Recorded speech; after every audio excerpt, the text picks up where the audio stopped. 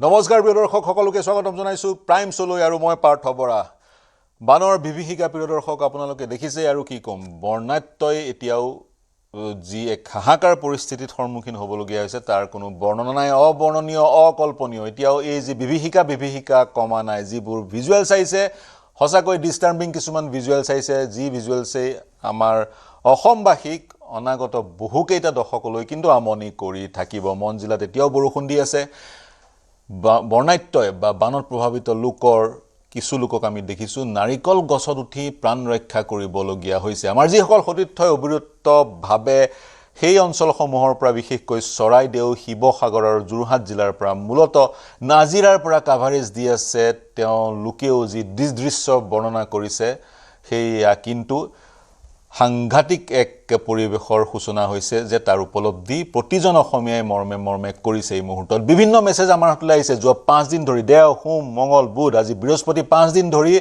আবাল বৃদ্ধ বনিতা আবদ্ধ হৈ আছে টেঙাপুখুৰী অঞ্চলৰ শিৱসাগৰ চৰাইদেউ জিলাৰ টেঙাপুখুৰী অঞ্চলৰ এখন গাঁৱত একমাত্ৰ যেটো দুই মহলীয়া ঘৰ সেই ঘৰৰ ছাদত সেই দেওবাৰৰ পৰা এতিয়ালৈকে গাঁওখনৰ 70 জন মানুহ আবদ্ধ হৈ আছে আবদ্ধ হৈ আছিল হেহতিয়াকৈ ৰেস্কিউ হোৱা উদ্ধাৰ হোৱাৰ আমি খবৰ পাইছো তাৰ সমান্তৰালে শিৱসাগৰৰ বহু তেনেলোকৰ আমাৰ হাতলৈ মেছেজ আহিছে যি সকল সেই দেওবাৰৰ পৰা আবদ্ধ হৈ আছে আৰু মৃত্যুৰ সংখ্যাই 45 স্পৰ্শ কৰিছে আৰু দুদিনৰ আগতে নাজিৰাৰ বিধায়ক গৰাকীয়ে অধিক লোকৰ মৃত্যু হোৱাৰ আশংকা প্ৰকাশ কৰিছিল মুখ্যমন্ত্ৰী ইতিমধ্যে স্পষ্ট কৰি দিছে 80 জন শিৱসাগৰ মাত্ৰ কেৱল শিৱসাগৰ জিলাত এতিয়াও নিৰুদ্দিষ্ট হৈ আছে নিখোজ হৈ আছে যদি দেওবাৰৰ পৰা নিখোজ হৈ আছে আশা কৰো জীৱিত অৱস্থাত আছে আৰু সোনকালে উদ্ধাৰ হওক আপুনি যদি শিৱসাগৰ বা নাজিৰাৰ দৃশ্যবোৰ দেখিব চাই তেতিয়া দেখিব ৰাস্তাৰ কাষত আলমিৰা বা ঘৰৰ অত্যাৱশ্যকীয় বা মূল্যৱান সামগ্ৰীসমূহ শুকুৱাবলৈ চেষ্টা কৰা হৈছে ঘৰবোৰ প্ৰতিখন ঘৰেই এক প্ৰকাৰ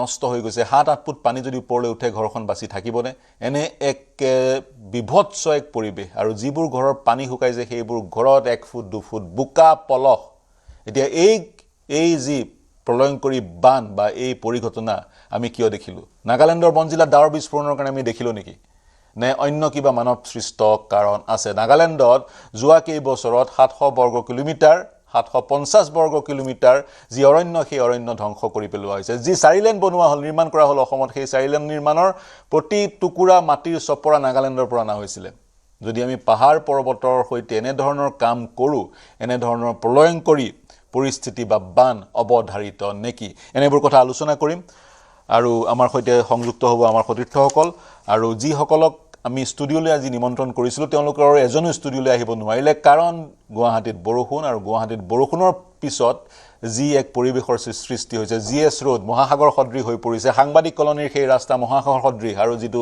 নৰকাসুৰ পাহাৰ গুৱাহাটী মেডিকেল কলেজ হস্পিটেল সংযোগী সেই পাহাৰত এতিয়া কিছু সময়ৰ আগতে ভূমিস্খলন হোৱাৰ আমি খবৰ পাইছো আবদ্ধ হৈ আছে গুৱাহাটীৰ ৰাস্তাত জনতা হাহাকাৰ কৰিছে দিনে দিনে যিমান দিন পাৰ হৈ গৈছে তেনে ধৰণৰ বিভীষিকাই যেন বৃদ্ধি পাইছে আৰু এইবাৰ সাহায্যৰ ক্ষেত্ৰত যদিও বা প্ৰস্তুত নাছিলে চৰকাৰ সেই অঞ্চলত কেতিয়াও বানপানী নহয় বুলি ধৰি লোৱা হৈছিল কিন্তু সাহায্যৰ ক্ষেত্ৰতো 5 দিন পাৰ হৈ যোৱাৰ পিছতো সাহায্যৰ প্ৰক্ৰিয়াটো কিন্তু পৰ্যাপ্ত হোৱা নাই 40-50 খন ৰাবাৰ বুটেৰে লাখ লাখ মানুহ কেনেকৈ উদ্ধাৰ কৰিব আৰু সেই 5 দিনৰ ভিতৰত আন ৰাজ্যৰ পৰা বা দিল্লীৰ পৰা যি ধৰণৰ সাহায্য সেই অঞ্চললৈ পাবগৈ লাগিছিল সেই ধৰণে পোৱা নাই ৰাজনীতিবিদসকল কিন্তু সক্ৰিয় হৈ পৰিছে ময়ূৰ বৰগোহাঁই নাজিৰাৰ বিধায়ক গৰাকী তেওঁকে দেখিছো তেওঁ যিমান পাৰি পাৰ্যমানে যিমান পাৰা সহযোগ কৰিবলৈ সাহায্য প্ৰদান কৰিবলৈ চেষ্টা কৰিছে কিন্তু গোটেই মেচিনাৰীটোৱে যদি ফেইল হৈ যায় দুৰ্যোগ প্ৰশমনৰ গোটেই ব্যৱস্থাটোৱে যদি প্ৰস্তুত হৈ নাথাকে তেতিয়া কিন্তু ৰাইজে দুৰ্ভোগ ভোগে এই কথাবোৰ আমি নতুনকৈ চিন্তাৰ কিন্তু প্ৰয়োজন আছে মোৰ সৈতে সংযুক্ত হ'ব শিৱসাগৰৰ পৰা লাইভত প্ৰদীপ গগৈ মোৰ সতীৰ্থ নাজিৰাৰ পৰা সংযুক্ত হ'ব গৌতম বৰা তিয়কৰ পৰা সংযুক্ত হ'ব দিগন্ত হাজৰিকা নগাঁৱৰ পৰা সংযুক্ত হৈছে ডক্টৰ পাৰ্থজ্যোতি দাস পৰিৱেশ বিজ্ঞানী বিশেষজ্ঞ তেওঁ পানী জলবায়ুৰ দুৰ্যোগ বিষয়ৰ বিশেষজ্ঞ আৰু গুৱাহাটী আৰু ডিব্ৰুগড় বিশ্ববিদ্যালয়ৰ প্ৰফেচাৰ অফ প্ৰেক্টিছ আৰু আমাৰ সৈতে আছে পাৰ্থ মেধি অসম গণ পৰিষদৰ মুখপাত্ৰ আমাৰ সৈতে আছে বিজেপিৰ বিধায়ক চক্ৰধৰ গগৈ সকলো দূৰৰ পৰা আমাৰ সৈতে সংযুক্ত হ'ব ষ্টুডিওত একজনো লোক বা এজনো ব্যক্তি আহিব নোৱাৰিলে মই দিগন্তৰ ওচৰলৈ যাম যদি তিয়কৰ পৰা সংযুক্ত হৈ আছে দিনৰ ভাগত তেওঁৰ সৈতে কথা পাতিছিল তেওঁ কৈছে পানী বাঢ়িহে আছে যিসকল বৰ্ণাত্য বানাক্ৰান্ত তেওঁলোক কিন্তু ঘৰলৈ যাবগৈ পৰা নাই। দিগন্ত, আপোনাৰ সৈতে সংযুক্ত হৈছোঁ আপোনাৰ পৰা। বানৰ শেহতীয়া পৰিস্থিতি জানি দিনত আপুনি যি প্ৰতিবেদন পঠিয়াইছিলে সেই প্ৰতিবেদন দৰ্শকক দেখুৱাম। প্ৰথমতে আপোনাৰ পৰা জানিম বানৰ শেহতীয়া খবৰ কিয়কৰ পৰা। নিশ্চয় পাৰ্থ, আপুনি বহুখিনি কথা ইতিমধ্যে উল্লেখ কৰিছেই।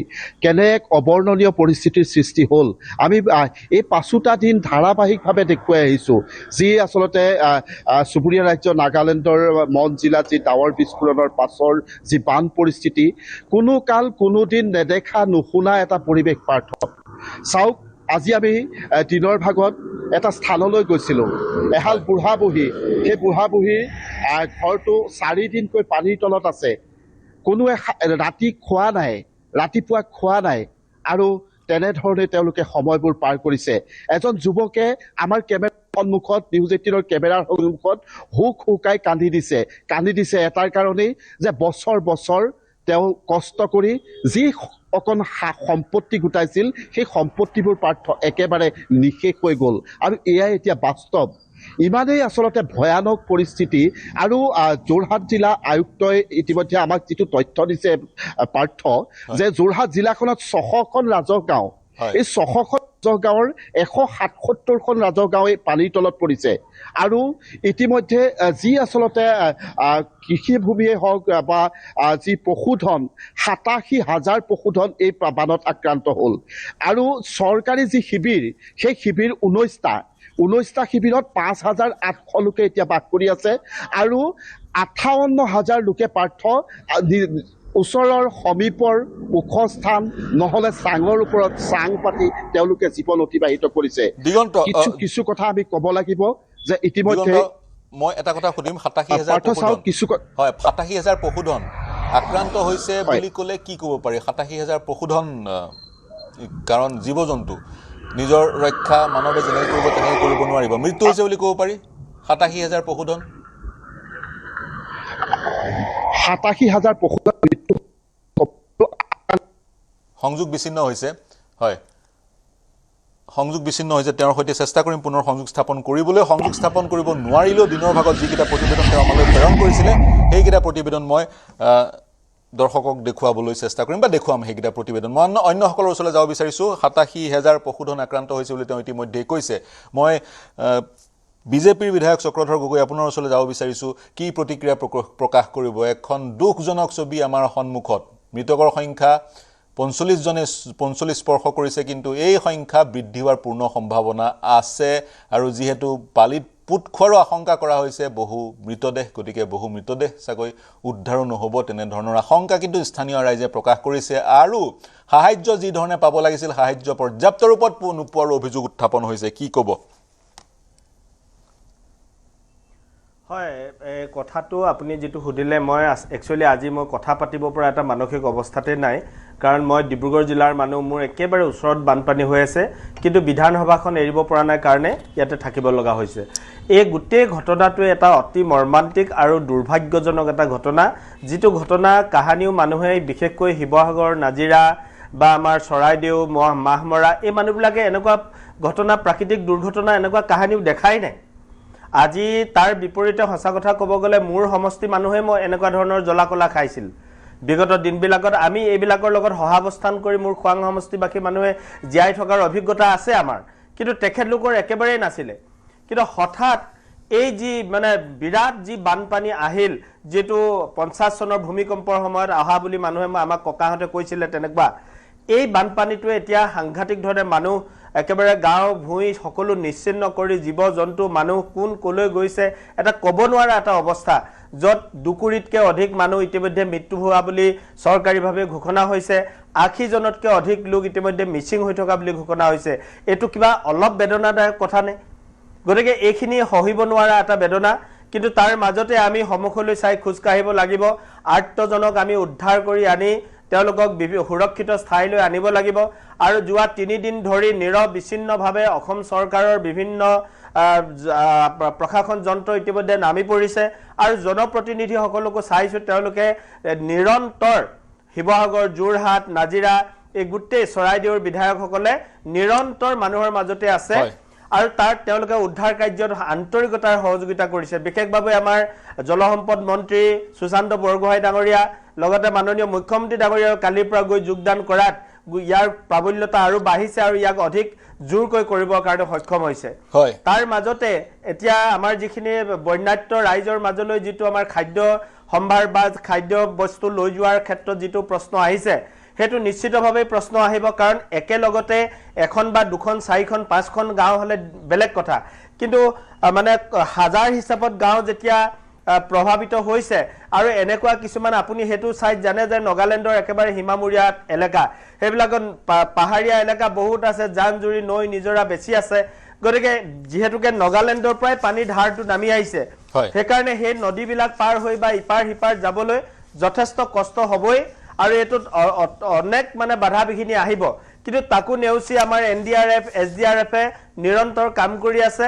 আৰু চৰকাৰ যন্ত্ৰটোৱে ৰাইজৰ মাজলৈ যাতে পানীৰ পৰা খোৱা বস্তুলৈকে যাতে লৈ যাব পাৰে তাত চেষ্টাৰ ত্ৰুটি কৰা নাই কিন্তু প্ৰাকৃতিক এই দুৰ্যোগটোৰ প্ৰাবল্যতাটো বেছি হোৱাৰ কাৰণে কিছু হেম্পাৰ নোহোৱা নহয় মই ভাবিছো এইখিনি লাহে লাহে পানী যদি কমি আহে তো আমি নিশ্চয় মই আপোনাক এৰিব লাগিব মই আপোনাক পুনৰ শুনি আছো যে হয় মই শুনি পানী যেতিয়া কমিব ভয়াবহতা আৰু কিন্তু বৃদ্ধি পাব মই দুনাই কোৱাৰ প্ৰয়োজন নাই কিয় ভয়াবহতা বৃদ্ধি পাব তাৰ সমান্তৰালে দৈয়াঙৰ যিটো নিপকুৰ প্ৰকল্প সেই প্ৰকল্পটিও পানী এৰাৰ ফলত সেই অঞ্চলতো বানৰ ভয়াবহতা বৃদ্ধি পাইছে তাৰ লগত এটা কথা ক'ব বিচাৰিম ৪৫ জন লোকৰ মৃত্যু হ'ল ৪৫ জন লোকৰ মৃত্যু হোৱাৰ পিছত অসমৰ বানপানীৰ বাতৰি আজিৰ দিনটোত ৫ নম্বৰ দিনাখন ৰাষ্ট্ৰীয় সংবাদপত্ৰৰ এখন সংবাদপত্ৰৰ নাম ল'ব বিচৰা নাই এখন সংবাদপত্ৰৰ প্ৰথম পৃষ্ঠাত আমি পৰিলক্ষিত কৰিলোঁ এই যদি অনুৰূপ ঘটনা উত্তৰ ভাৰতৰ কোনোবা এখন ৰাজ্যত হ'ল হয় তেতিয়া কিন্তু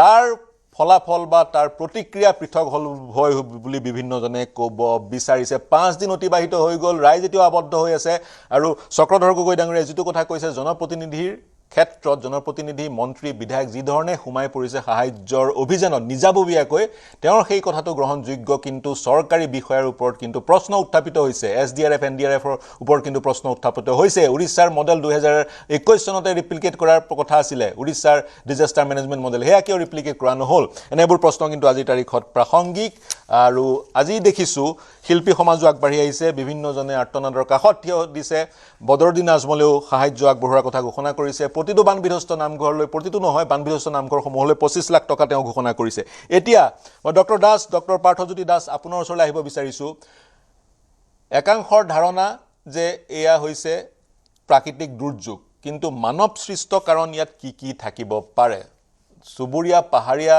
ৰাজ্যসমূহৰ যি পাহাৰবোৰ অৰুণাচলেই হওক বা মেঘালয় হওক বা ইন দিছ কেছ নাগালেণ্ড পাহাৰবোৰৰ যিবোৰ অৰণ্য সেইবোৰ কাটি আমি তহিলং কৰিছোঁ জুম কাল্টিভেশ্যন কৰিছোঁ বৰষুণ আহিছে আৰু গছ নথকাৰ কাৰণে বৰষুণে পানীও আনিছে মাটিও আনিছে যাৰ ফলত এই ধৰণৰ জিয়াটো আমি ভুগিবলগীয়া হৈছে গতিকে মানৱ সৃষ্ট কাৰণকেইটা কি হ'ব পাৰে মথাউৰি নদীকেইখন সেইকেইখন সৰু সৰু নদী দিখৌ বা দৰিকা ভোগদৈ সৰু নদী কাহানিও সেই নদীবোৰত পানী ফেনে ফুটুকাৰে নাবাঢ়ে গতিকে এইবাৰ কিয় হ'বলৈ পালে ইয়াৰ মানৱ সৃষ্ট কাৰণ কি হ'ব পাৰে প্ৰথমে মই এই এক অদ্ভুত ধৰণৰ আৰু কেতিয়াও নেদেখা নোহোৱা পৰিস্থিতিত উজনি অসমৰ যিসকল লোক পীড়িত হৈছে তেখেতসকলৰ প্ৰতি সহমৰ্মিতা প্ৰকাশ কৰিলোঁ আৰু যিসকলে তেওঁলোকৰ উদ্ধাৰ কাৰ্যত ব্ৰতী হৈ আছে তেওঁলোকৰ প্ৰতিও কৃতজ্ঞতা প্ৰকাশ কৰিলোঁ এই সময়ছোৱা আচলতে আমি যিটো ঘটনা হৈ গ'ল তাৰ ফলত যি নেতিবাচক প্ৰভাৱ মানুহৰ জীৱন জীৱিকাৰ ওপৰত পৰিছে সেইখিনিৰ মোকাবিলা কৰাতহে আমি মূল গুৰুত্ব দিব লাগে কিন্তু এটোও সঁচা যে এইখিনি সময়তেই আমি কিছু বিশ্লেষণো আমাৰ কৰিব লগা থাকে যেনেকুৱাকৈ আজি আপোনালোকে এইটো এই আলোচনাটোৰ আয়োজন কৰিছে এতিয়া যিখিনি কথা আমি আলোচনা কৰিব খুজিছোঁ সেইটো আলোচনা কৰিলে দুটা লাভ হ'ব এটা হ'ল আমাৰ আৰু বাৰিষাটোৰ আৰু প্ৰায় 2.5 মাহ আছে এই বছৰৰ বাৰিষাৰ এনে ঘটনা অসমত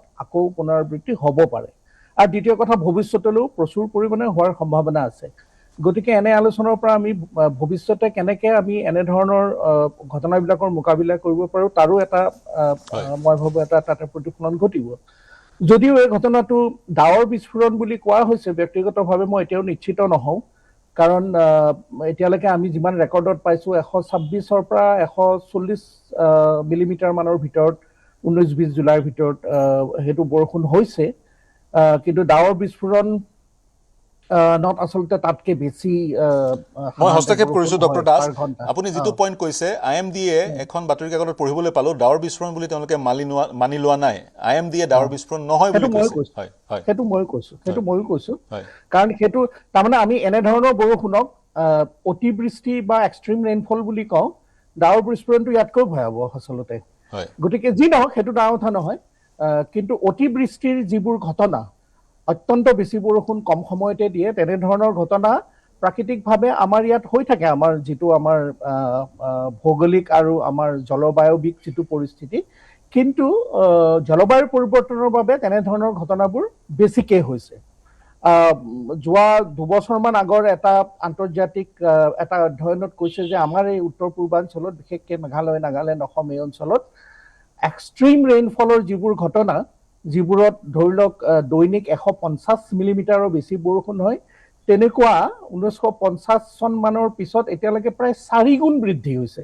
এইটো এটা সাংঘাতিক ডাঙৰ কথা, আৰু সেইটো যে হৈছে আমিতো প্ৰমাণ পায়ে আছো। অলপ দিনৰ আগতে গাই নদীত অৰুণাচলত প্ৰত্যেক বছৰতে আমি দেখি আছো যে এনেধৰণৰ এক্সট্ৰিম ৰেইনফলৰ ঘটনা বা অতিবৃষ্টিৰ ঘটনা ঘটি আছে। আগতেও ঘটিছিল, ৰিপৰ্ট কম হৈছিল, আজিকালি ৰিপৰ্ট হয়।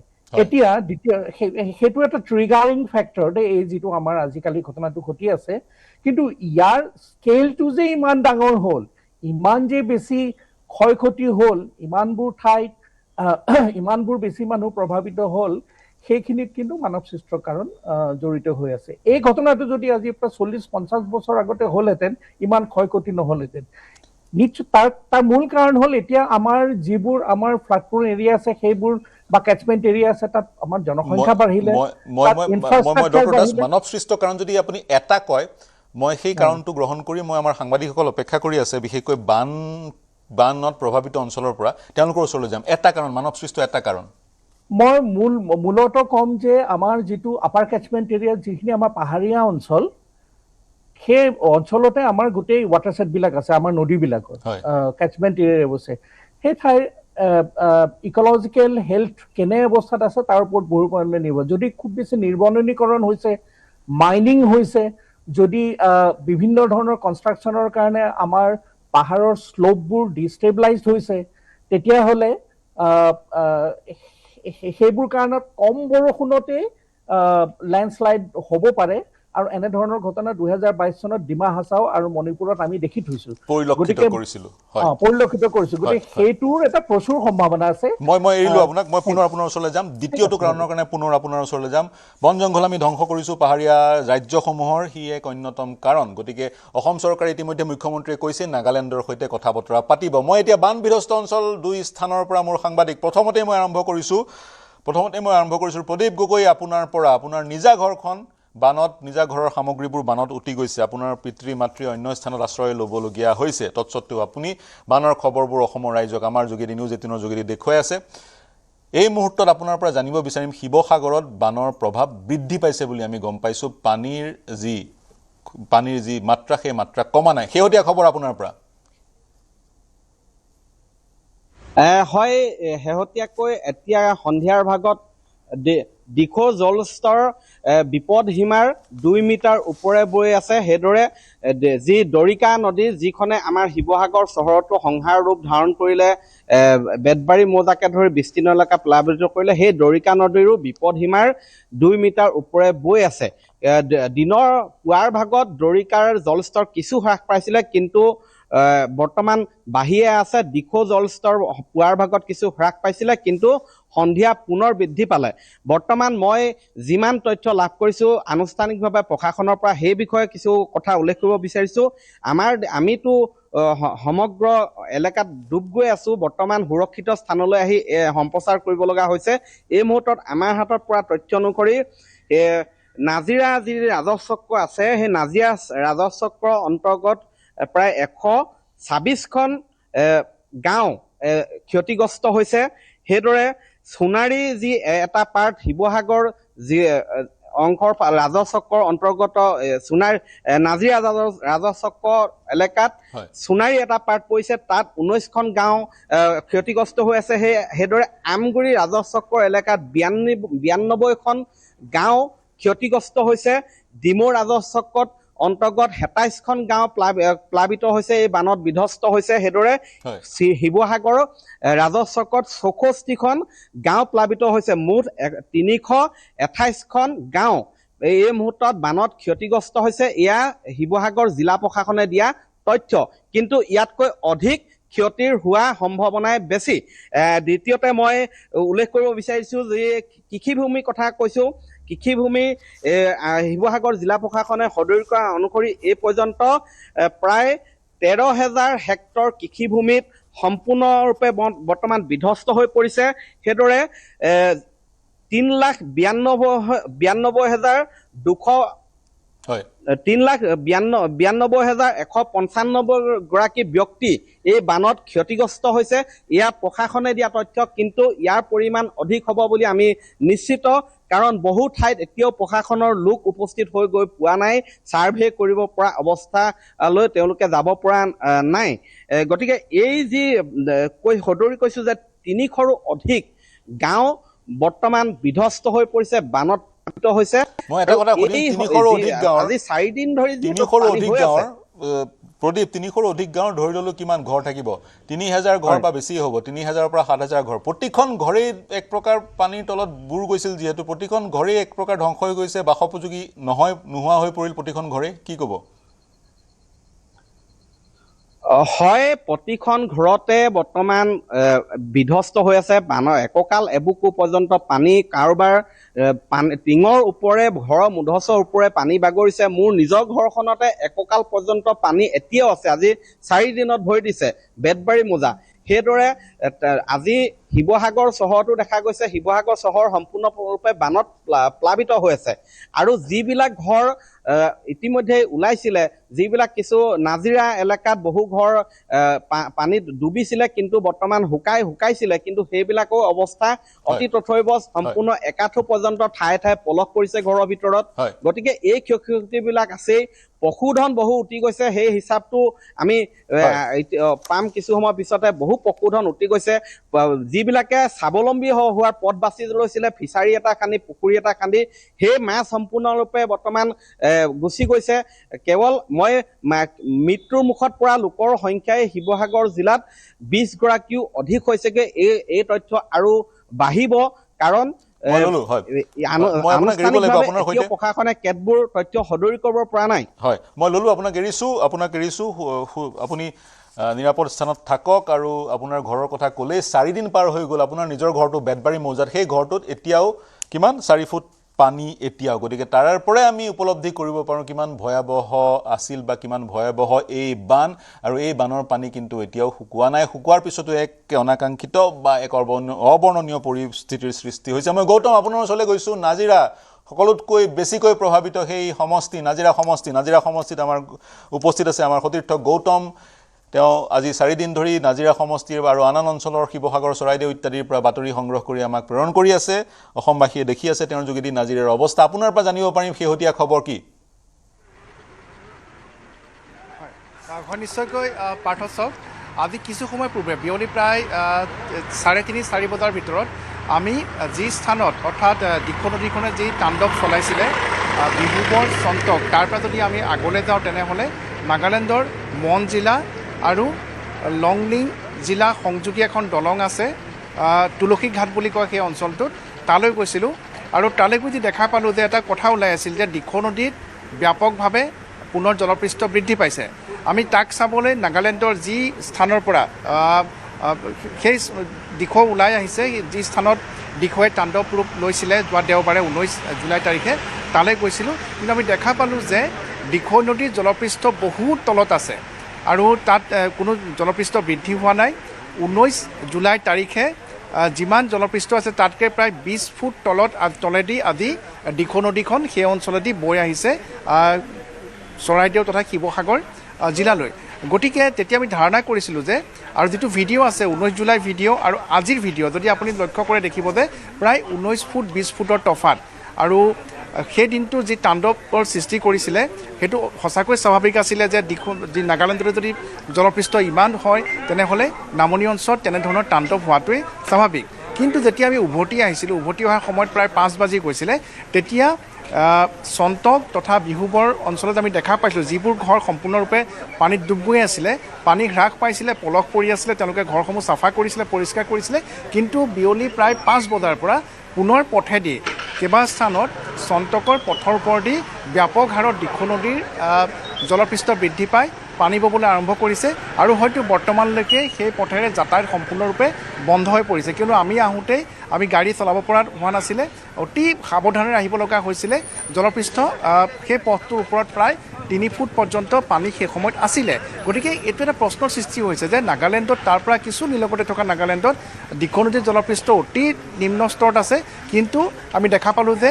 নাজিৰাৰ সন্তক বিহুবৰ অঞ্চলত দিখৌ নদীৰ জলপৃষ্ঠ পুনৰ উফন্দি পুনৰ সেই ঘৰসমূহ বুৰাই পেলাবলৈ আৰম্ভ কৰিছে আৰু ইয়ালৈ আহি বিভিন্ন স্থানলৈকে আমি যিটো দেখা পালোঁ যে এই বানপানী বা এই জলপ্ৰলয় স্বাভাৱিক নহয় এই সম্পূৰ্ণৰূপে অভূতপূৰ্ব আৰু ইয়াৰ উৎসটো কি সেই সন্দৰ্ভত কিন্তু অসম চৰকাৰ তথা ভাৰত চৰকাৰে ইয়াৰ উৎসলৈ গৈ বিশেষজ্ঞৰ দল প্ৰেৰণ কৰি ইয়াৰ আঁৰৰ কাহিনীটো উলিওৱা অতিকৈ প্ৰয়োজনীয় হৈ পৰিছে যিহেতু স্বাভাৱিকতে সকলোৱে বৰ্তমান এটাকে মানি আছে যে তাতে নাগালেণ্ডৰ মন জিলাত ডাৱৰ বিস্ফোৰণ ঘটিছিলে কিন্তু ডাৱৰ বিস্ফোৰণৰ প্ৰাবল্য কেনে আছিলে যি স্থানত ডাৱৰ বিস্ফোৰণ ঘটিছিল বুলি কোৱা হৈছে অটিং ভিলেজৰ সমীপত ডাৱৰ বিস্ফোৰণ ঘটিছিল বুলি কোৱা হৈছে সেই অটিং ভিলেজলৈও আজিৰ পৰা কেইবছৰমান পূৰ্বে মই বাতৰি সংগ্ৰহৰ বাবে গৈছিলোঁ গতিকে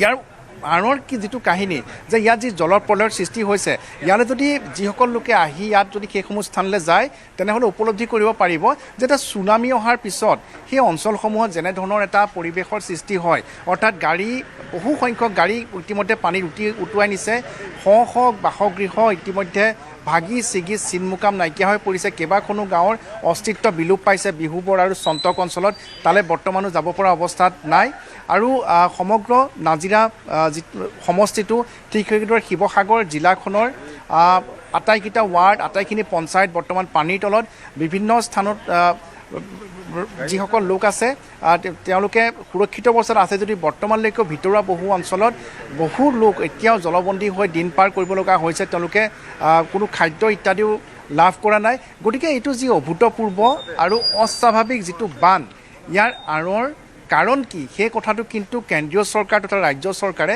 বিশ্লেষণ কৰি মই পুনৰবাৰ কৈছোঁ নাগালেণ্ডৰ সেই স্থানলৈ যোৱাটো অতিকৈ প্ৰয়োজনীয় হৈ পৰিছে আৰু আমি যিটো বাতৰি সংগ্ৰহ আজি কৰিবলৈ গৈছিলোঁ তাত দেখা পাইছিলোঁ যে দিখৌ নদীখন নাগালেণ্ডৰ যিটো স্থানত আমি কৈছিলোঁ যে তুলসী ঘাটৰ পৰা এটা কেঁকুৰিলৈ নদীখন আৰু ওপৰলৈ গৈছে তাৰ পৰা বৈ আহিছে সেই স্থানত এটা পাহাৰত ব্যাপক ভূমিস্খলন হৈছিলে ভিডিঅ' ফুটেজত দেখিলে গম পাব পাৰি যে সেই এটা প্ৰকাণ্ড পাহাৰৰ বিভিন্ন স্থানত ভূমিস্খলন হৈ এক বৃহৎ অংশ সেই পাহাৰটোৰ গাৰ পৰা খহি পৰাৰ তাত চিন স্পষ্ট হৈ আছে গতিকে তাত যে কিবা এটা ডাঙৰ ভূতাত্ত্বিক পৰিৱৰ্তন ঘটিছে বা তেনেধৰণৰ ঘটনা সংঘটিত হৈছে গতিকে গৌতম আপোনাক মই অকণমান ৰখাইছোঁ অপেক্ষা কৰিবলৈ অনুৰোধ জনাম আৰু পিছৰ পৰা আপোনাৰ ওচৰলৈ আহিলে আপোনাৰ পিছফালে যিসকল লোক আছে তেওঁলোকৰ মন্তব্য ল'ব বিচাৰিম আপুনি তেওঁলোকৰ মন্তব্য ল'ব গতিকে ভূতাত্ত্বিক কিবা এটা ঘটনা ঘটিছিলে আৰু ডাৱৰ বিস্ফোৰণ আৰম্ভণিৰ পৰা কৈ আছিলোঁ আজিও ডাৱৰ বিস্ফোৰণ বুলি কৈছোঁ কিন্তু এতিয়া IMDয়ে বাতৰি কাকতত পঢ়িবলৈ পালোঁ ডাৱৰ বিস্ফোৰণ নহয় বুলি কৈছে পৰিৱেশবিদ ডক্টৰ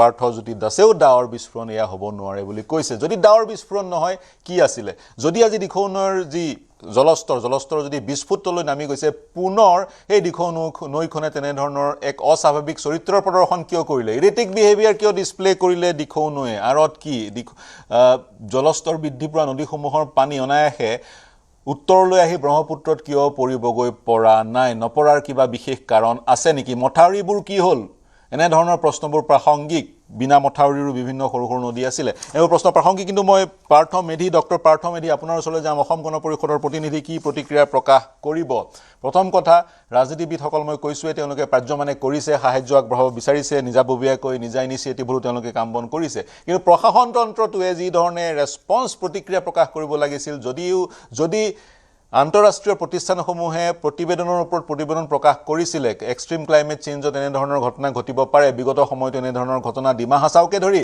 মণিপুৰকে ধৰি আন অঞ্চলত আমি পৰিলক্ষিত কৰিছিলোঁ আমি প্ৰস্তুত হ'ব লাগিছিল নে নাই বিশেষকৈ প্ৰশাসন যন্ত্ৰটো প্ৰস্তুত হৈ থাকিব লাগিছিল নে নাই? নাই, চাওক, কথাটো আমি এই ধৰণে আমি বস্তুটো চাব লাগিব যে এইটো কথা সঁচা যে আজি যি এই আমাৰ ফ্লাডটো হৈছে, এইটো আপোনাৰ কোনোদিনে আমি যোৱা লাষ্ট 50-60 ইয়াৰ্ছৰ ব্যৱধানত আমি এনেকুৱা কোনেও নেদেখা আৰু নুশুনা এনেকুৱা ধৰণৰ এটা আমাৰ বানপানী আজি মানে অসমৰ এই 4খন জিলাই দেখিবলৈ পাইছে। এতিয়া ইয়াৰ মোৰ আগত আমাৰ পাৰ্থদাই কৈ গ'ল যে ইয়াৰে এটা এনালিচিছ হোৱা উচিত বা নিশ্চিতভাৱে এই বিপদটো যেতিয়া পাৰ হৈ যাব তাৰ পিছত ডেফিনেটলি চৰকাৰী স্তৰত নিশ্চিতভাৱে এটা অনুসন্ধান বা এটা এনালিচিছ কৰা যাব বিশেষজ্ঞসকলক লৈ কেনে যে এনেধৰণৰ মানে মানে কি বুলি কয় এই মানে এইটো ইণ্টেনচিটিত এনেকুৱা ফ্লাড কিয় হ'ল। এতিয়া চাওক, আপুনি কৈ আছে যে মানে মানে প্ৰস্তুত মানে আপোনাৰ মানে প্ৰিপেয়াৰনেছৰ কথা।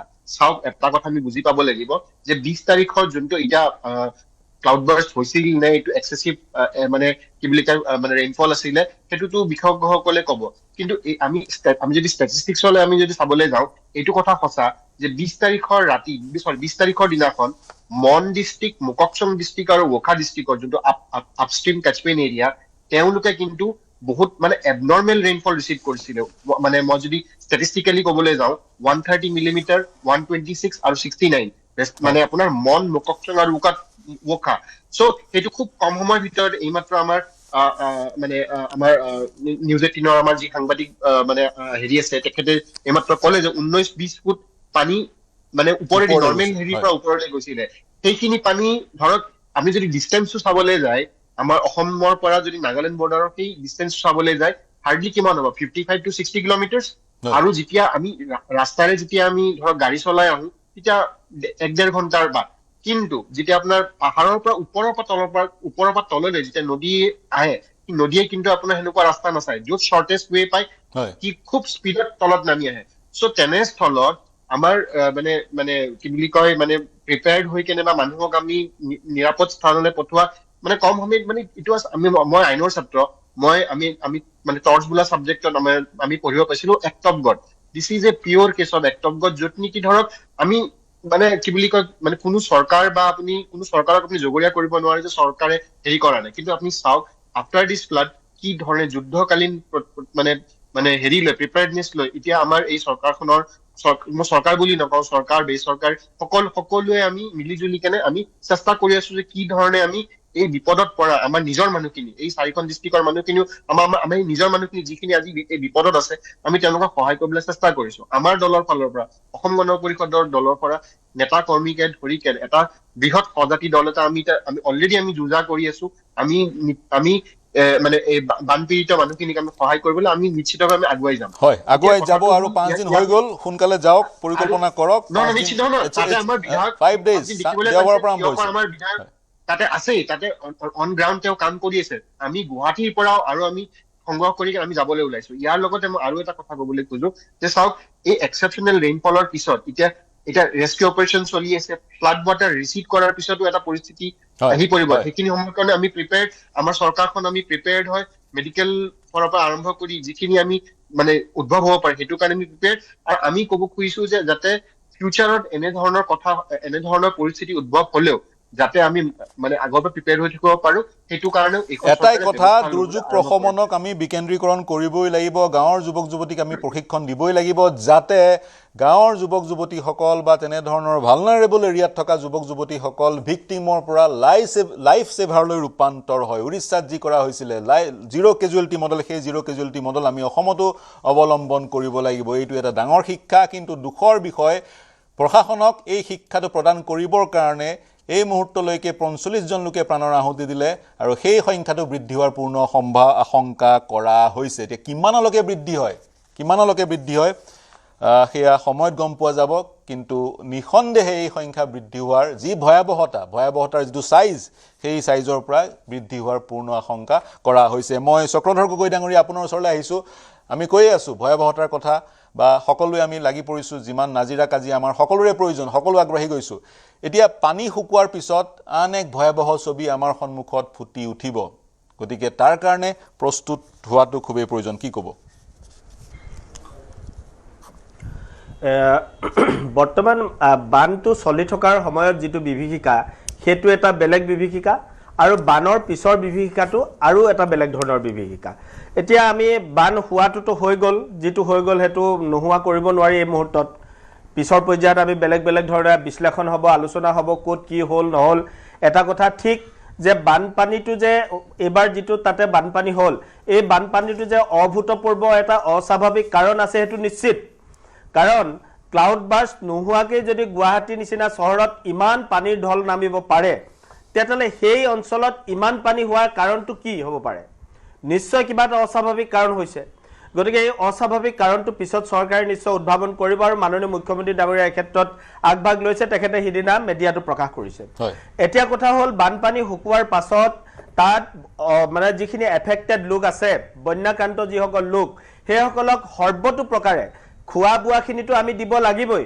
তাৰ উপৰিও ৰোগ ব্যাধিৰ পৰা মানুহখিনিক কেনেকৈ ৰক্ষা কৰিব পাৰি মেডিকেল যিটো এছিষ্টেন্স এই এছিষ্টেন্সটো পূৰ্ণোদ্যমে আমি দিব লাগিব আৰু তাত পানী বিশেষকৈ খোৱা পানীৰ ক্ষেত্ৰত তেওঁলোকক খুব মন দিব লাগিব কাৰণ পানীটো টিউবেল চব ডুবি গ'ল হয়তো পুতেই খাই গ'ল এইবিলাক গতিকে সেইবিলাকতো নাইকিয়া হৈ গ'ল এতিয়া আৰু অন্যান্য যিবিলাক আমাৰ জলযোগৰ ব্যৱস্থা আছিলে জলযোগানৰ ব্যৱস্থা আছিলে খোৱা পানী সেইবিলাকো নষ্ট হৈ গৈছে গতিকে এতিয়া আমি চৰকাৰীভাৱে কেনেকৈ ধৰণে পাৰোঁ তেওঁলোকক পেকেট পানী হ'লেও নি পেলাই দিবগৈ লাগিব এইখিনি কৰিব লগা আছে আৰু তাৰ উপৰিও মানুহখিনিক এতিয়া আমি অলপ সাইকোলজিকেলি মানুহখিনিক ট্ৰিটমেণ্ট দিব লাগিব তেওঁলোকে কাৰণ এতিয়া আৰ্তনাদত আছে তেওঁলোকে একদম ভয়াৰ্ত এটা মনোভাৱত আছে তেওঁলোকৰ সন্মুখত সকলো বস্তু হেৰাই গ'ল মানুহ হেৰাই গ'ল কাৰোবাৰ আপোনজন হেৰাইছে হাঁহ সম্পত্তি গৰু গাই এই হেৰাই যোৱাৰ পাছত তেওঁলোক মানসিকভাৱে সাংঘাতিক ধৰণে এটা দংশিত অৱস্থাত আছে দংশন হৈছে মানসিক গতিকে সেই লোকসকলক এটা মানসিক ষ্টেবল কৰিবৰ কাৰণে মানসিকভাৱে তেওঁলোকক বিভিন্ন ধৰণৰ সামাজিক কনচলিডেশ্যনৰ প্ৰয়োজন আছে তেওঁলোক কনচল কৰিব লাগিব তেওঁলোকক আলাপ আলোচনা কৰি ট্ৰিটমেণ্ট দিব লাগিব মানসিক ট্ৰিটমেণ্ট যাতে তেওঁলোকক ভালকৈ অনাগত দিনত এটা জীয়াই থকাৰ এটা আমি পৰিৱেশ দিব পাৰোঁ গতিকে এই ক্ষেত্ৰত বন্যাক্ৰান্ত হোৱাসকলৰ লগত নোহোৱা মানুহখিনিয়েও আন্তৰিকতাৰে সহযোগ দি জিলা বুলি কথা নাই সকলো ৰাজ্যখনৰ বিভিন্ন ঠাইৰ পৰা গৈ তেখেতলোকক যাতে সহায় কৰে মই এইটো অসমবাসীক আহ্বান জনাইছোঁ কাৰণ এতিয়া সেই অঞ্চলটোত যথেষ্ট মানে সাধনৰ অভাৱ ঘটিছে গতিকে সাধনখিনি তাত পুৱাই দিবৰ কাৰণে আমি বিভিন্ন জিলাৰ পৰা যাব লাগিব গতিকে ইয়াত অসমবাসীয়েও কিছু দায়িত্ব লোৱাৰ প্ৰাসংগিকতা আছে আৰু প্ৰয়োজনীয়তা আছে হয় মই ল'লোঁ আপোনাৰ পইণ্টটো মই ডক্টৰ পাৰ্থ জ্যোতি দাস আপোনাৰ ওচৰলৈ গৈছোঁ এতিয়া কাৰণকেইটা আপুনি আমাৰ মোৰ সতীৰ্থ গৌতমে যি ব্যাখ্যা আগবঢ়ালে দিখৌনৈ তেওঁ চাই আহিছেগৈ সেই অঞ্চলত নাগালেণ্ড অসম সীমান্তত আৰু তেওঁ দেখিছে দিখৌনৈ সেইদিনাখন 20 জুলাই তাৰিখে বহুত ওপৰ দি বৈ আছিল 20 ফুট ওপৰ দি বৈ আছিল অতিৰিক্ত 20 ফুট কমি গ'ল তাৰ পিছতো অস্বাভাৱিক এক চৰিত্ৰ দিখৌনদীয়ে কিয় প্ৰদৰ্শন কৰিলে বুলি ভাবে ইৰেটিক বিহেভিয়াৰ এই সৰু সৰু নদীবোৰে কিয় প্ৰদৰ্শন কৰিছে বুলি আপুনি ভাবে তেখেতে আপোনাৰ ৰিপৰ্টাৰ যদি কোৱা তেখেতে ভাল কথা এটাই কৈছে তেখেতে এটা মানে পোষ্ট ফ্লাড এটা মানে ফিল্ড ইনভেষ্টিগেশ্যন নকৰিলে গোটেই কথাটো ভালকৈ বুজা নাযাব আৰু মই ধৰি লওক এতিয়া যিখিনি আমি তথ্য পাতি বাহিৰৰ পৰা পাইছোঁ তাৰ পৰা মই ঘটনাটো এনেকুৱাকৈ দেখিছোঁ যে নাগালেণ্ডৰ এটা আপেক্ষিকভাৱে সৰু অঞ্চলৰ পৰাই আমাৰ বহুত কেইখন নদী ওলাইছে যেনেকৈ দিখৌ ওলাইছে দৰিকা দিচাং ভোগদৈ আৰু এইবাৰ দুৰ্ভাগ্যপূৰ্ণভাৱে যি ঠাইত বৰষুণ গোটেই ডাঙৰ অতিবৃষ্টিখিনি হ'ল সেইখিনি এই আপাৰ কেচমেণ্ট এৰিয়া বহুত কেইখন নদীৰ এখন নদীৰ নহয় সেইকাৰণে বহুত অসমত বহুত ডাঙৰ এটুকুৰা ঠাই 3খন জিলাৰ এই মানে বানপানীৰ কবলত পৰিছে কিন্তু মোৰ এটা কথা মনত পৰিছে যে 1988 চনত বিশাল ডাঙৰ এটা বানপানী হৈছিল অসমৰ ইতিহাসত আৰু তেতিয়াও মানে কপিলীৰ পৰা হোৱা বানপানীলৈ কিছু বিতৰ্কৰ সৃষ্টি হৈছিল তেতিয়া কিন্তু আসাম এছেম্বলিৰ পৰা এটা এছেম্বলি টিমক চৰকাৰীভাৱে পঠোৱা হৈছিল তদন্তৰ কাৰণে তাত বিভিন্ন এক্সপাৰ্ট বা এইবিলাক আছিল গতিকে মই ভাবোঁ এই ক্ষেত্ৰতো যিহেতু কথাটো ওলাইছেই এটা এছেম্বলিয়ে যদি টিম পঠায় কাৰণ আমাৰ Assam state disaster management authority বা অন্যসকলে যিটো আমাৰ ৰেগুলাৰ ৰুটিন ইভেলুৱেশ্যন কৰিবলৈ সেইটো কৰিব কিন্তু আমাৰ সদন কমিটি এখন যদি থাকে তেতিয়াহ'লে বহুত নতুন তেওঁলোকে পাব্লিক হিয়াৰিং কৰে বহুত নতুন ঘটনা ওলাই পৰিব সেইটো এটা আৰু তাতে যদি বিজ্ঞানী বা আমাৰ এক্সপাৰ্টসকলকো লয় তেতিয়াহ'লে টেকনিকেল এনালিচিছ এটাও সেইটো সম্ভৱ হ'ব মই দ্বিতীয় কথা এটা উল্লেখ কৰিব লাগিব এতিয়া আপুনি কৈছিলে যে দ্বিতীয় কাৰণ এটা মই দুটাই মানে কাৰণ বহুত আছে মই ইমানটো সময় নাই মই দেখিছোঁ যে এটা সেই গোটেই কেচমেণ্ট এৰিয়াটো খুব প'ৰ ইক'লজিকেল হেল্থ তাত বহুত বেছি নিৰ্বননীকৰণ হৈছে মাইনিং হৈছে আমি নাজানাকৈ আন কিবা এক্টিভিটিও হ'ব পাৰে এটা নদী বান্ধো থকাৰ কথা কৈছোঁ মই খুব নিশ্চিত নহয় যে সেইটো কিমান দূৰলৈকে মানে বনোৱাৰ কথা আছিল, নাজানো, নজনাকে আমি ক'ব নোৱাৰো।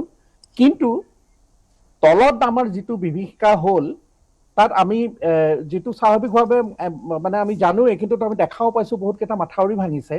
চাওক, আমাৰ যিটো অসমৰ বান ব্যৱস্থাপনা সেইটো মাথাউৰি নিৰ্ভৰ। মাথাউৰিয়ে ৰাখে, মাথাউৰিয়ে মাৰে।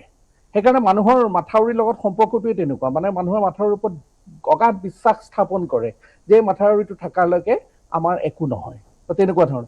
গতিকে আমাৰ এতিয়া তাৰমানে আমাৰ কথা হ'ল যে যিহেতু সম্পূৰ্ণ মাথাউৰি নিৰ্ভৰ, আৰু আমাৰ যিমানবোৰ ডাঙৰ বানপানী হৈছে এতিয়া হঠাৎ বেছিভাগতে দেখা পাব যে ডাঙৰ বানপানীবিলাকত বেছি সংখ্যক মাথাউৰি ভাঙিছে। তাৰমানে মাথাউৰি ভাঙাৰ কাৰণে বহুত ঠাইত বানপানীটো হৈছে। এতিয়া মাথাউৰি কিয় ভাঙে ইত্যাদি ইত্যাদি সেইটো এটা সম্পূৰ্ণ বেলেগ ধৰণৰ কথা। গতিকে আমি আশা কৰিব পাৰোঁ যে যিবোৰ পুৰণা মাথাউৰি আছে সেইবিলাকৰ এটা খুব ভালকৈ এটা ৰিস্ক এছেছমেণ্ট কৰক অসম চৰকাৰে। অসমত প্ৰায় 5,000 কিলোমিটাৰ মাথাউৰি আছে, ভাৰতৰ ভিতৰত আটাইতকৈ বেছি, আৰু প্ৰায় 31 লাখ হেক্টৰমান আমাৰ ঠাই, আমাৰ মুঠতে বানপ্ৰৱণ এলেকা অসমত যিমান আছে তাৰ প্ৰায় আধামান ঠাই মাথাউৰিৰ দ্বাৰা সুৰক্ষিত, প্ৰটেক্টেড। কিন্তু এতিয়া যিহেতু দেখা হ'ল নাজিৰাৰ ক্ষেত্ৰত যে সুৰক্ষিত বুলি অনুভৱ কৰা ঠাইবিলাকতো আমি আচলতে সুৰক্ষিত নহয়, বিভিন্ন ধৰণে তাত বানপানী হ'ব পাৰে। গতিকে এই যিবোৰ ঠাই আমি তুলনামূলকভাৱে সুৰক্ষিত বুলি ইমান দিনে ভাবি আহিছোঁ তাৰো এটা প্ৰপাৰ ৰিস্ক এছেছমেণ্ট হ'ব লাগে।